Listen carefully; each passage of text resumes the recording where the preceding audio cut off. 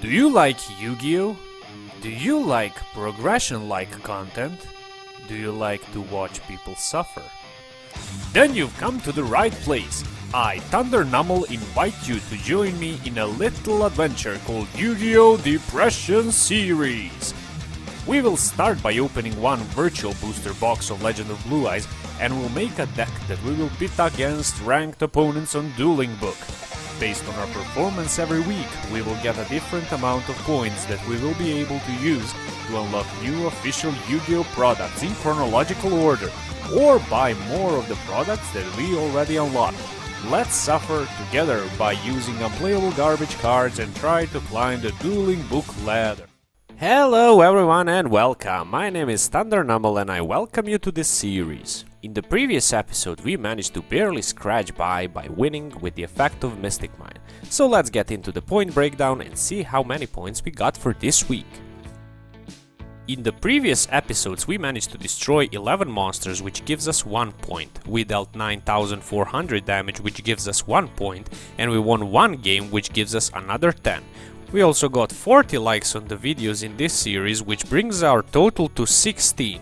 That's 36 points we can spend this week. I'll just take this opportunity to remind you that liking any of the videos in the series will give me 1/10 of a point. So please help me open more packs. With all that being said, let's spin our depression wheels before we get into spending the points.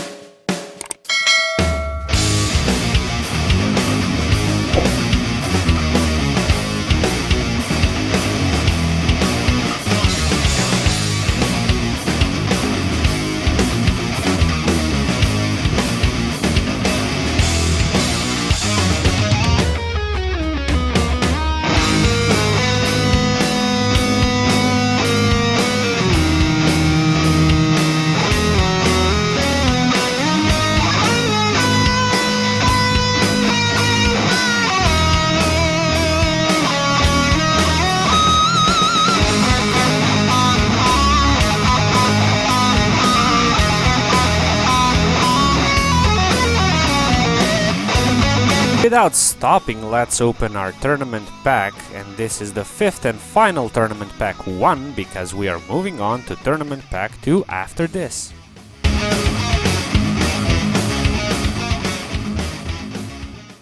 Well, the opening didn't seem really that eventful. Nothing seems to stick out apart from the fact that we almost have a full Eldritch core. Well, at least the Eldland and the Scarlet Sanguine. Anyways, as for spending our points, I was thinking it could be fun to open one of the 2002 Collector's Tins. Each tin contains 2 Legend of Blue Eyes boosters, 2 Metal Raiders boosters and 1 Spell Ruler booster. And each of them comes with a promo card, 1 of 6. 2 of which are Blue Eyes White Dragon, which we can use to unlock starter deck Kaiba, and Black Skull Dragon, which we can use to unlock Pharaoh's Servant. I'll be using the wheel to decide which promo card we get. It's 2 and 6, so let's hope for the best.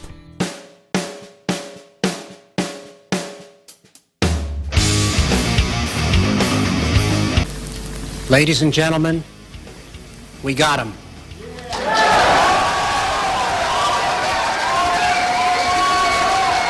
Oh my god, I can't believe we got the Black Skull Dragon and we unlocked Pharaoh's Servant. I really can't wait to open so many packs of this set. However, before we get into the set review, let's open our Mega Tin boosters and see what we get from those.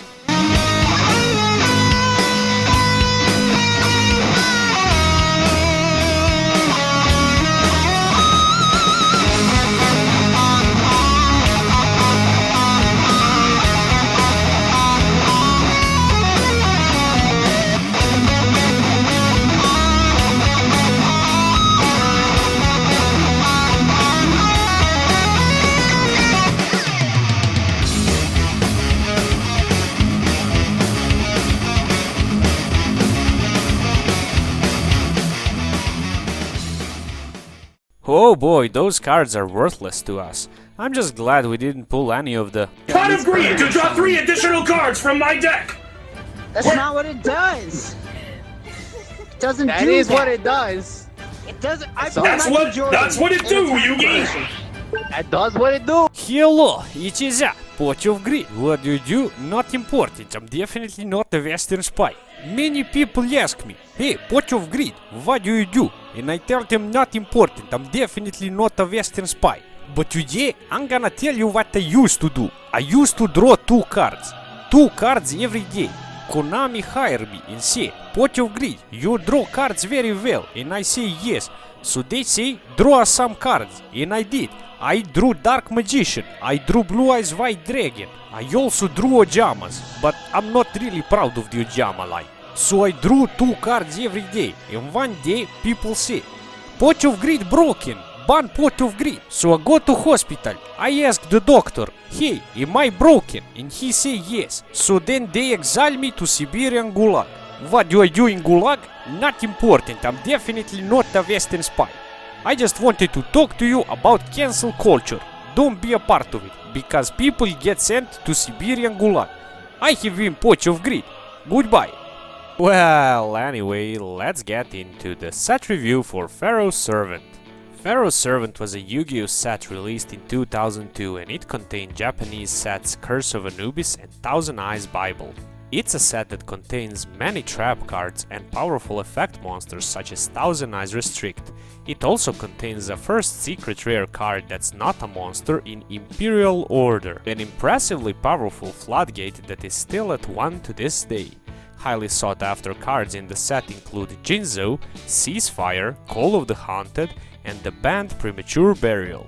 Without any further rambling, let's open our first booster box of Pharaoh's Servant.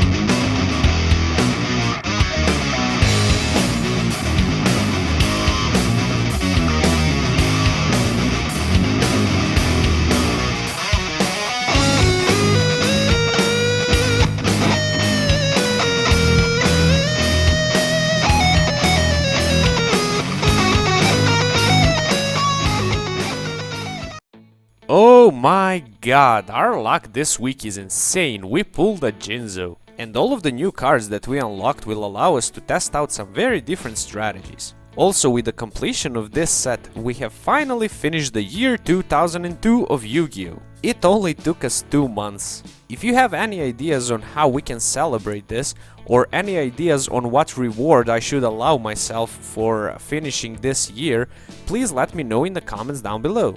The next set in chronological order is Labyrinth of Nightmare, and the challenges for unlocking the set will be pulling a Gate Guardian or summoning Wall Shadow in a duel.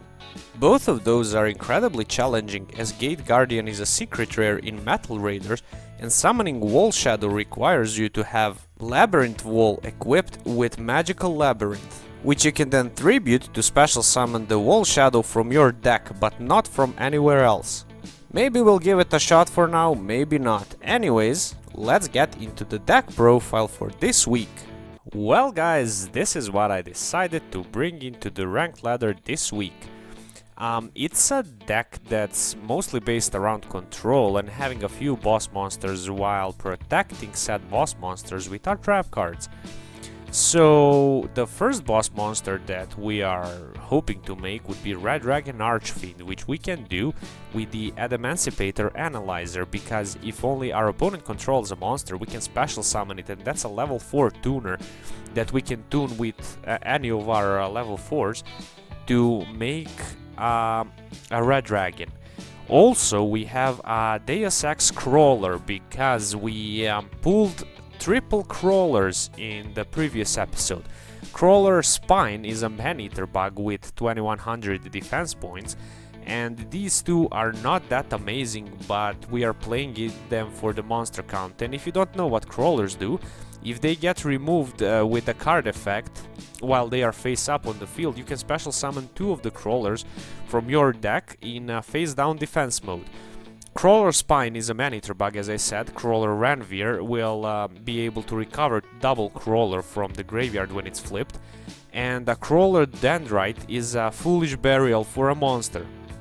The monster we are trying to send to the graveyard would be Spear Kraken, because if we have double Spear Kratens in the rotation, they can flip and summon each other every time they get destroyed, and then they can protect our life points that way. Also, we are running one Deus Ex Crawler, which is basically a skill drain on legs that can be summoned from the deck with the effect of the other crawlers. We are running one Pancratops, one Jinzo, which doesn't really work amazingly with our trap lineup, but you know, I'm not sure that we can even get him out most of the time, so it should work fine-ish, hopefully. We are also running one Magician of Fate to recover our spell cards. We are running double Morphing Jar number 2, which is a field nuke that also digs into our deck and helps us fill our graveyard. We are running one Mystic Tomato to get into our Witch of the Black Forest, Sangan, or Spear Kraken. We are running one Orbital Hydrolander, which is the reason why we are running so many singleton cards, because in the previous episode we didn't resolve the effect of Hydrolander due to having double 7-colored fish in our graveyard on resolution. We have Sangan to search any of our smaller monsters. We have triple Spear Kraken and a Thunderclap Monk. Also, we have Vandred Revenants, which can be special summoned from the graveyard if it gets destroyed. Double Darkhold, double Fisher, one Megamorph just to make our monsters beefier, one Monster Reborn, Mystic Mine, which I know, I mean, I'd be crazy not to play it, but I don't feel good about it. One Raigeki, one Shallow Grave, which can set any of our flip monsters back from the graveyard. One Tribute to the Doomed, which is a decent removal, I guess. One Chaos Trap Hole, double Earthshaker, double Magic Drain, one Michizure, one Mirror Wall, which is an amazing battle trap, and double Waboku. As for our extra deck, the only card that really matters is Redragon Archfiend. The other are just back filler. So, without further ado, let's get into the games!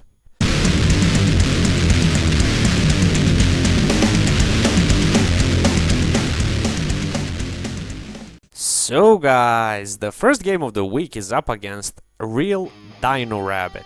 Yeah, it's a Dino Rabbit deck that was a bit modernized, but it plays pretty much exactly the same as it used to back in the day. Our opponent's gonna activate Pot of Extravagance and will try to negate it with the effect of Magic Drain. He will negate the Magic Drain by discarding the Unexpected Die. He will then draw 2 cards, normal summon the Tour Guide going into Sangan. Next he will link summon into Verte. Anaconda will use the effect of Michizure to destroy the Verte, and he will use the effect of Sangan to pick up the Rescue Rabbit. Next he will set Solemn Judgment, Solemn Strike, and pass the turn. For turn, we draw into a Crawler Dendrite, so we normal summon the Dendrite, hoping that he might destroy it with a card effect, and then we flip summon the Mystic Tomato, attacking with both of our monsters for some damage. We will then set a Bluff back row and pass the turn. For turn, our opponent normal summons the Rescue Rabbit, tributing it to go into Double Sabersaurus and then overlaying into Lagia. He will then proceed to battle phase, destroying our Dendrite with his Lagia, and because Dendrite was destroyed by battle and not by a card effect, we will not be able to use its effect to special summon double crawlers from our deck. He just sets Solemn Strike and passes the turn. We draw into Crawler Spine, so we just decide to set the Spine and pass it back to him. he will go straight to battle phase, attacking into our face down monsters, and will use the effect of Crawler Spine, attempting to destroy the Lagia. He will use the effect of Solemn Strike to destroy our Crawler Spine, but because it was face up when it was destroyed by the effect of Solemn Strike, we'll be using the effect to special summon double Crawlers from our deck. Now, at this point, the only monsters he saw were Crawler Dendrite and Crawler Spine, so as far as he's concerned, we are playing pure Crawlers, and our opponent just decides to quit here. Now, I'm not entirely certain on why he quit, but a win is a win. He could have used the second Solemn Strike to negate the other effect of Spine, and then he still had a Solemn Judgment and a Lagia negate, but I guess we'll never know. I tried to contact him multiple times, but he just wouldn't respond, so... First win of the week, I guess. Let's go to game 2.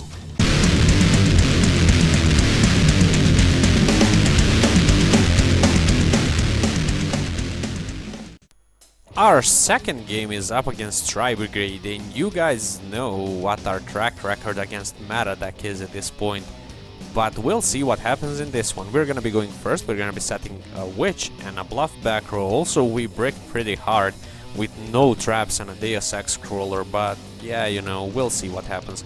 So he'll activate Cosmic Cyclone, banishing our Fissure, so our Fissure dealt 1000 damage to him. I'm happy about that.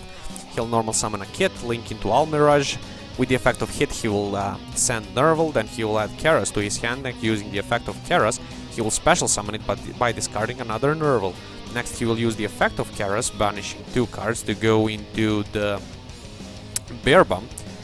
He will use its effect, discarding 2 cards to special summon the Nerval. Next, he will link summon into Rugal, proceeding to battle phase and attacking into our Witch. We'll use the effect of Witch to add a Pankratops from our deck to our hand, and he will just pass the turn. We'll special summon the Pankratops, attacking into the Almirage.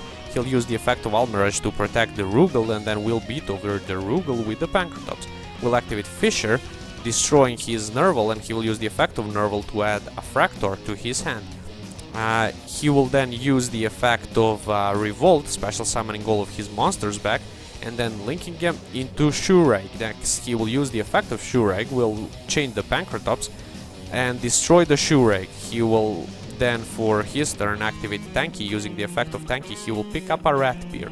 He will normal summon the Ratbeer. Using its effect, he will send a Ramram to his graveyard. Next, he will go into Chakana and discard, detaching the Ratbeer to special summon the Ramram. Next, he will go into Hammerkong, and then he will overlay those two for Utopic Future and then Utopic Draco Future. So that guy can't be destroyed by battle, and also it's a negate, and it's a pretty tough game at this point, yeah. So he'll attack us for 3000. We'll normal summon the Vendred Revenants, equipping it with Megamorph because our life points are lower. So we'll just get in for some damage, not even destroying his Xyz, and we'll pass the turn. He will normal summon the Fractar. Using its effect, he will banish 4 cards. Going into Shurag, we'll just chain Vaboku to the effect of Shurag just so we don't die at this point, but yeah, it's looking pretty grim. So we draw into a Mirror Wall, setting it and passing our turn. He'll set an Impermanence and go into the battle phase. We'll activate the Mirror Wall because halving all of the damage we take this turn will allow us to live for one more turn, but I don't know if there's a card that can save us. We draw into a Spear Cretin, which could actually help us live, but he has a negate in Utopic Draco Future, so he'll just attack us with Shurag, negate the effect, and yep, go for game. It's as we all remember, sad times, guys. Let's go to game 3.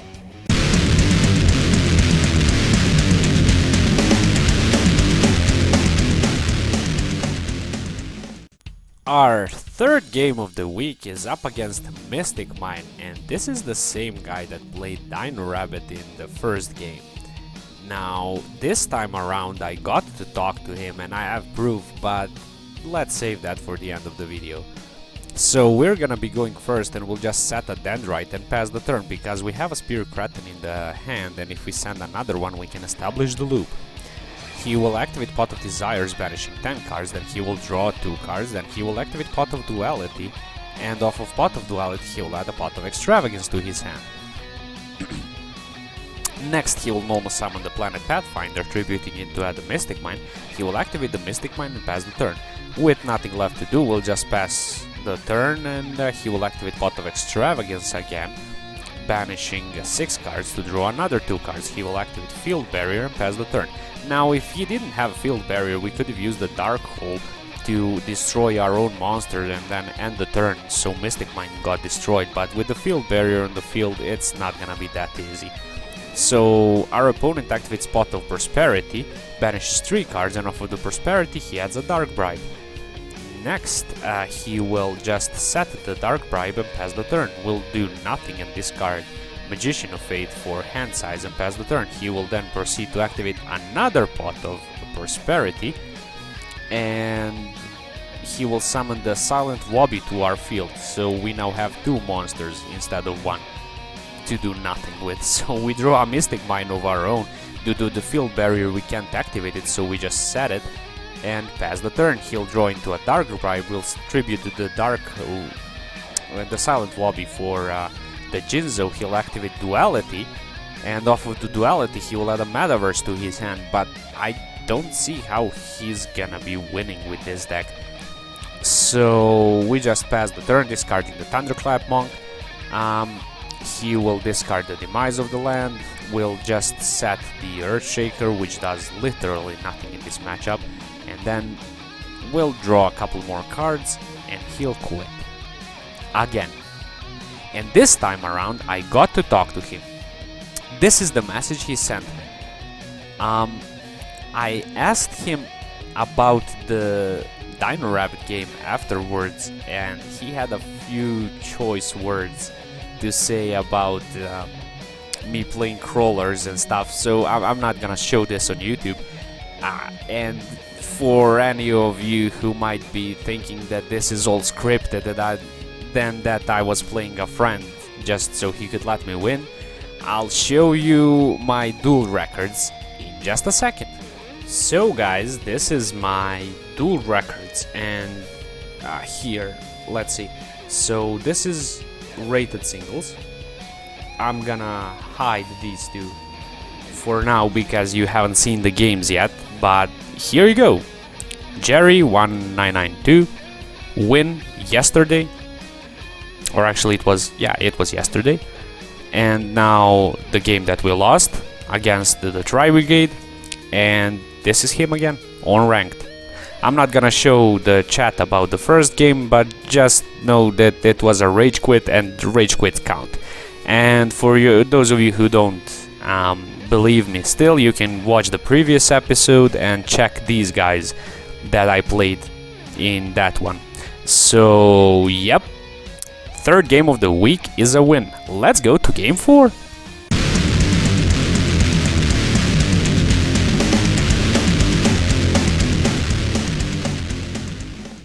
Our next game is up against dinosaurs, and it's gonna be a toughie. So we're gonna be going first, and we're gonna set a Dendrite and Vaboku and pass. Our opponent's gonna activate Instant Fusion going into Millenniumizer Strict. Next he will use Fossil Dig to add a Misk, normal summon the Oviraptor to add a baby, then he will discard the Misk, then banish the Misk to summon the Archosaurus, destroying the baby and adding a pill. A baby will summon Petit Pteranodon, and then Oviraptor will destroy it to special summon the baby, then the Petit will special summon the Rex from the deck, and next he will go into a Linkaribo and then a Verte Anaconda. He will use the effect of Pill to banish 2 and summon the Conductor, and at this point I'm smelling a Dragoon, so I'm gonna activate Vaboku. So he's gonna special summon back the Giant Rex, go into a Dolka. Next he will link summon into IP Masquerena and use the effect of Verte to summon a Dragoon. He will use the effect of Dragoon to destroy our Dendrite, and because it was face down, the effect doesn't trigger. We'll just try and activate the Fisher, he'll negate it with the Dragoon, and we'll use Tribute to the Doomed, discarding the Chaos Trap Pool, but it is swiftly met by Judgment, so we'll just set a Lone Morphing Jar number 2, and that card can be negated in multiple of ways. Double negates from Dolka, negate from Dragoon, Masquerena could go into the Appaloosa, so yep, he'll use the effect of Dragoon, pop the Morphing Jar, and attack for game. A very swift loss, this one. Okay, let's go into the final game of the week.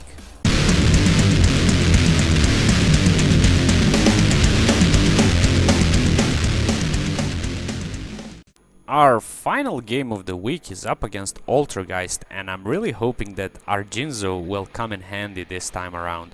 So our opponent opens the game up by setting triple back row and passing.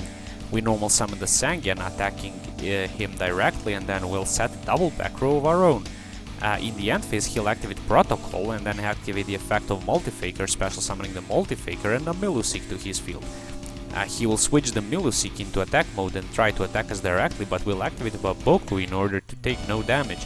So, because he cannot proc the effect of Miluseek, he will go into Hextia, then he will use the graveyard effect of Miluseek, adding a Marionetter to his hand. He will normal summon the Marionetter, but will use Chaos Trap Hole to negate the summon and banish it. He'll just pass the turn, and I choose to activate Dark Hole here, and he'll activate the effect of Hextia, will activate the effect of Sangian, he'll add back the...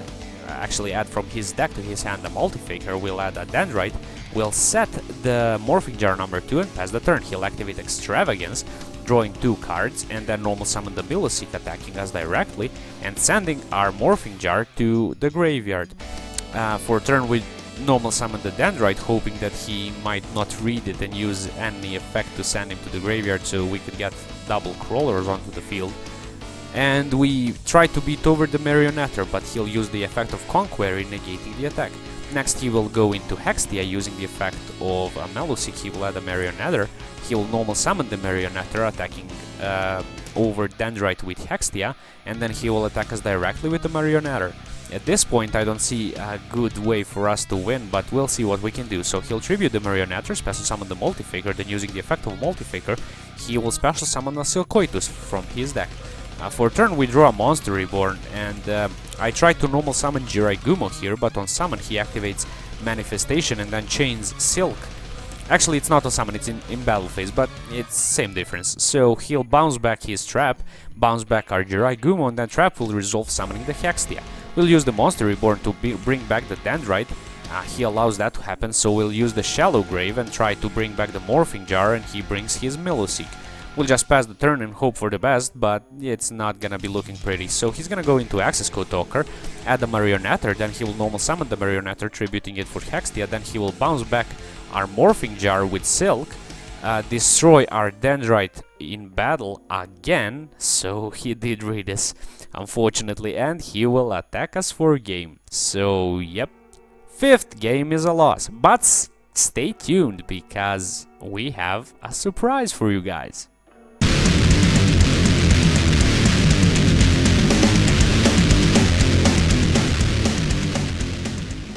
Well guys, welcome to the viewer replay. We didn't have these for a while, and I'm really happy that some of you decided to send me your replays.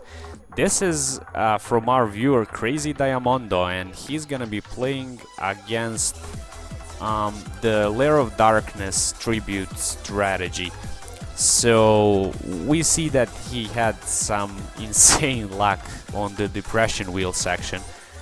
He's gonna be going first. He will set Giant Soldier of Stone, Trap Hole, and Forbidden Droplets and pass the turn. His opponent's gonna activate Terraforming, adding the Lair of Darkness from his deck to his hand. He will activate the Lair, normal summon Arima, which is met by Trap Hole, and he will just set double back row and pass the turn. For turn, our viewer here normal summons the Sorcerer of the Doomed and attempts to attack directly with both of his monsters. Now, at this point, I'm seeing this Artifact Sanctum, and I'm wondering why his opponent isn't activating it just to summon the Scythe onto the field, which is a bigger body than any of these two. But I guess he did have the Forbidden Droplets and the Fissure, so let's see what happens. So he's gonna activate the Heavy Storm Duster, destroying the droplets, and then he will normal summon the Malice. Next, using the effect of Malice, he will tribute the Sorcerer and the Malice and set back the Heavy Storm Duster. He will then get double tokens and pass the turn. For turn, our viewer activates Pot of Extravagance. Yep, that's some really insane luck. So he draws into Vaboku and the Purple Poison Magician. He'll normal summon the Purple Poison and destroy both of the tokens. He will then proceed to set the Vaboku and pass the turn. the Lair of Darkness player misclicks here, and he will just set the Dynamiscus, and in the battle phase of the next turn he will use the effect of Dynamiscus, discarding the Psyframe driver to banish the Giant Soldier of Stone. Purple Poison will manage to attack directly, and our viewer will pass the turn. The Lair of Darkness player is just gonna set it back to the front and pass the turn, and our viewer is gonna tribute the Purple Poison for a Summon Skull. Now, Purple Poison should have went into the extra deck here, but I don't think it matters. So Summon Skull attacks directly. The Lair of Darkness player activates the Heavy Storm Duster.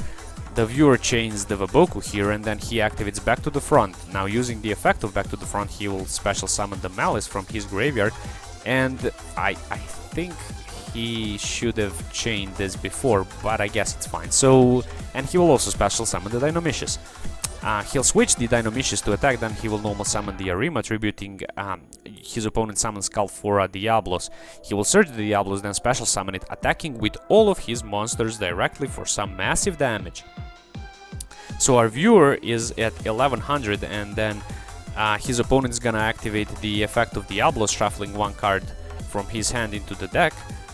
And yep, so the turn passes, our viewer here activates the Dark Hole, his opponent chains Malice, and he normal summons the Theo. Next he will try to, his opponent will try to special summon the Darkest Diablos, but the viewer here activates Fisher, destroying the Darkest Diablos. Then in the end phase he will get his 2 tokens and pass the turn.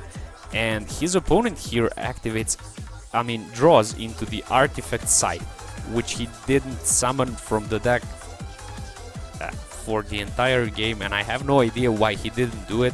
It could have won him the game, but yep, at this point it's game, so congrats! This was a very, very fun game to watch, and I'm really happy that I got sent some of these. So guys, if you'd like to try your own challenge, please do send me your replays, and my email is down in the description.